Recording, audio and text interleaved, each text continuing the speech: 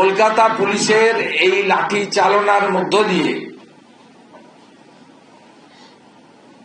মমতা বন্দ্যোপাধ্যায় আর মোল্লা ইউনূসের মধ্যে কোনো পার্থক্য নেই, এটাই প্রমাণিত হলো।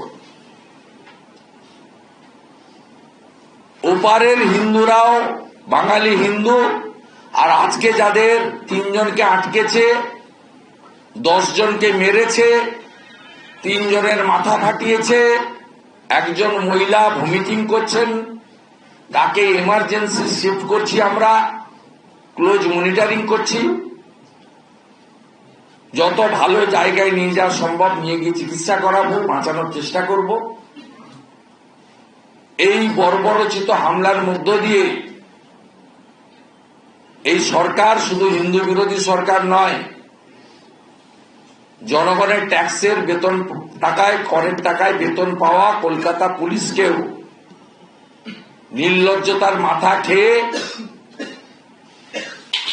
মুসলিম লীগের পুলিশ জামাতিদের পুলিশে পরিণত করার কাজ বৃত্ত সম্পূর্ণ হয়েছে। আমরা গতকাল আমার উপস্থিতিতে হওয়া কর্মসূচির পরে পরে আমি পুলিশের টুইট, এক্স হ্যান্ডেলে তাদের পোস্ট, তাদের লিখিত বিবৃতি এবং বিভিন্ন সংবাদ মাধ্যম, ইলেকট্রনিক্স মিডিয়া পোর্টালকে দিয়ে তাদের স্পিচগুলো শুনছিলাম। তাতে মনে হয়েছে মমতা বন্দ্যোপাধ্যায় হিন্দুদের এই তীব্র প্রতিবাদ এবং ক্ষোভে তিনি আতঙ্কিত এবং তিনি তার রেজিস্টার্ড গুন্ডা পুলিশকে লেলিয়ে দেওয়ার কাজটা করবেন।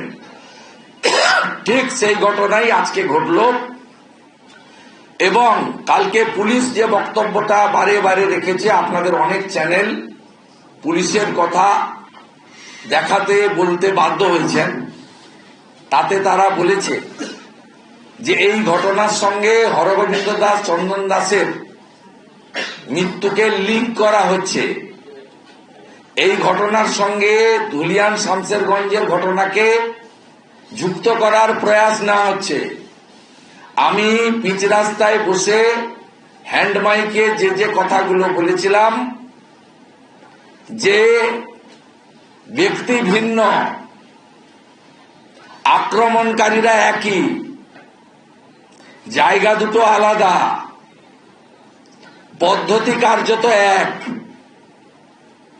অর্থাৎ এপারের হরগোবিন্দ দাস, চন্দন দাস, ওপারের দীপু চরণ দাস একদম সেম, শুধু দিনটা আলাদা, সালটা আলাদা, স্থানটা আলাদা, সময়টা আলাদা, নামটা আলাদা। পশু কাটার তরবারি দিয়ে ওখানে কুপিয়ে কুপিয়ে খুন, আর ওখানে মিথ্যা অপবাদ দিয়ে প্রমাণ ছাড়া দোষী সাব্যস্ত করে প্রথমে গণপিটুনি, আধমরা করা, তারপরে জীবন্ত হিন্দুকে জ্বালিয়ে দেওয়া, সেই ঘটনাকে সোশ্যাল মিডিয়া, ফেসবুকে লাইভ করা, একদম সেম। পুলিশ আরো বলেছে, আমরা তো ধুলিয়ান শামসেরগঞ্জের ঘটনায় ব্যবস্থা নিয়েছি, চার্জশিট দিয়েছি, কোর্টে মামলা বিচারাধীন। এর সঙ্গে যারা ময়মনসিংহের বাঙালি হিন্দু পুড়িয়ে মারার ঘটনা সম্পৃক্ত করবেন, তাদের বিরুদ্ধে ব্যবস্থা নেব। এটা তো কালকে হুমকি ছিল। বিচলিত মুখ্যমন্ত্রী, তার সরকার হিন্দুদের ক্রমবর্ধমান রাস্তায় বেরিয়ে এসে প্রতিবাদে ভয় পাচ্ছিলেন, তাই আজকে বর্বরচিতভাবে মারা হয়েছে। আমরা ভিডিও দেখে এই পুলিশগুলোর নাম আইডেন্টিফাই করব। আমাদের ধারণা এই পুলিশগুলোর মধ্যে একটা বড় অংশ ভুয়া ওবিসি সার্টিফিকেট দিয়ে ওবিসি কোটায় তৃণমূলের আশীর্বাদ নিয়ে এই আগামী বিগত 8-10 বছরের মধ্যে চাকরি পেয়েছে। যে ধরনের টার্গেটেড লাঠি মারা হচ্ছিল, যেভাবে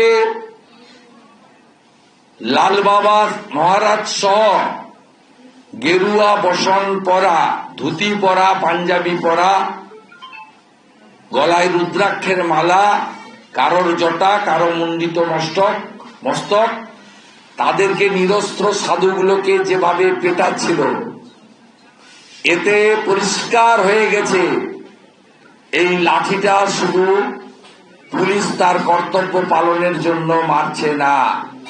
যারা এই ঘটনা ঘটাচ্ছেন তাদের মধ্যে অন্য কোন প্রবৃত্তি লুকিয়ে রয়েছে, কোন হিডিং এজেন্ডা রয়েছে। আমরা এটা ছাড়ব না।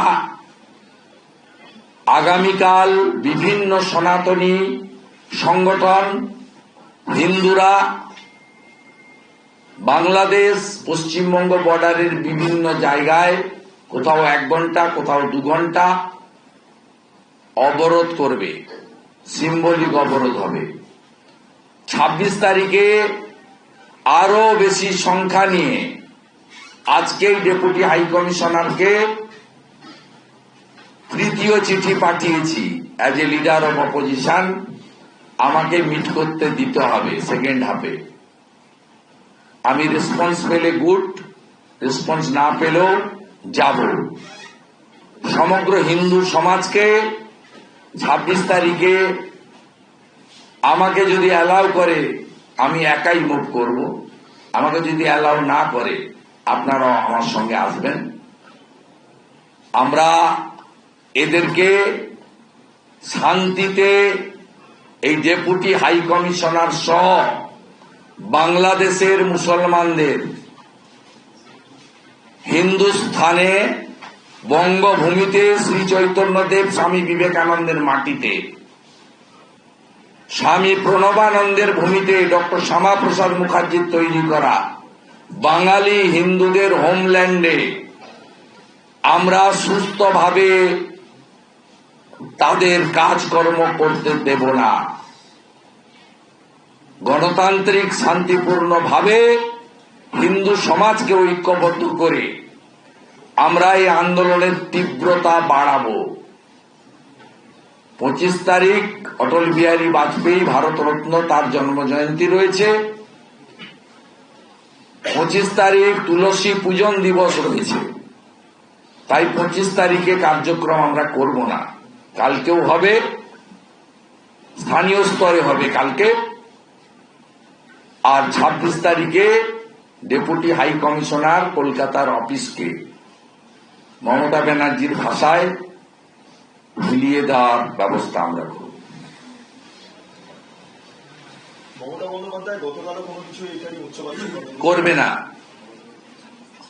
করবে না, হুমায়ুন কবিরও করবে না, আর মমতা ব্যানার্জিও করবে না।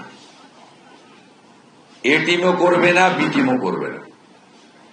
দুজনের এজেন্ডা একদম সেম।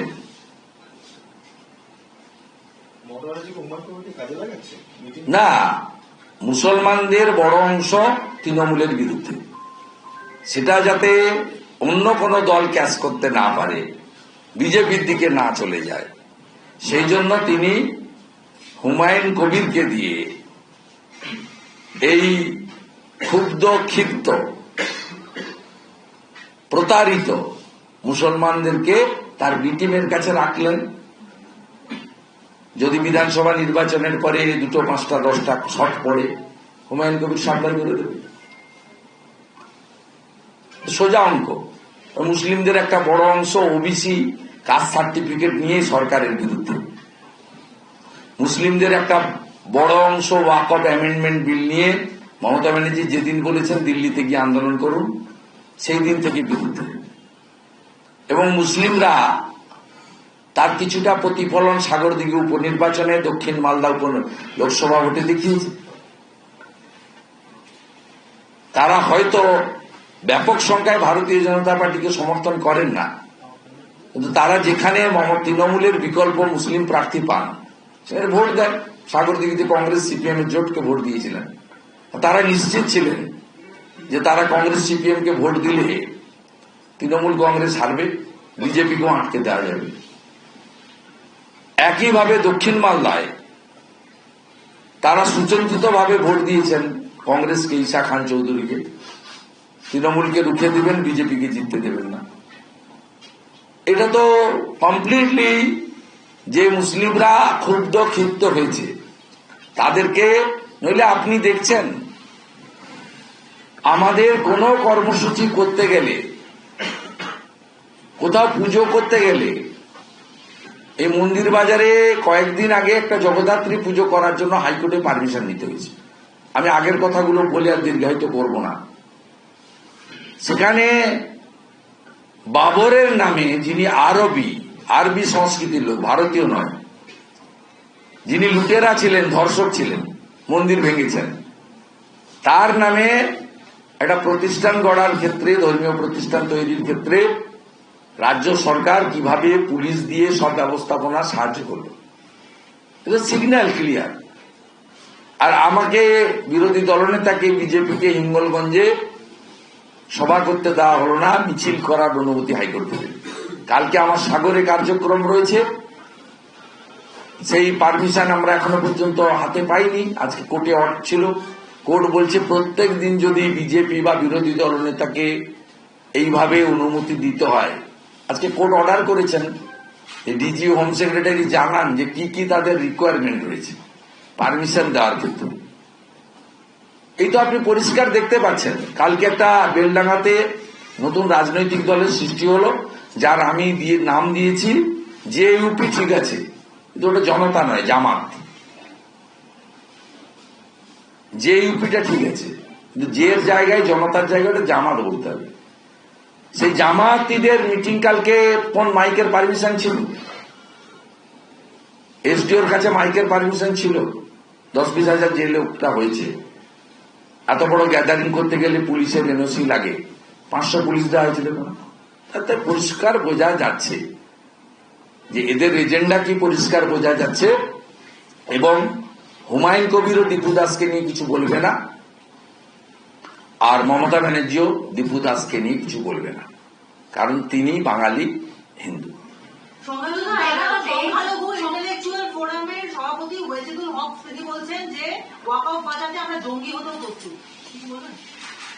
ও মনে টিকিট চাইছে, অনেকদিন ধরে বুঝছে। এসব বন্ধ হয়ে যাবে। পশ্চিমবাংলার লোক যদি জঙ্গি মুক্ত বাংলা চায়, বিজেপিকে আনুন। এইসব কথা বলে না, ওই পায়জামা পাঞ্জাবি পরে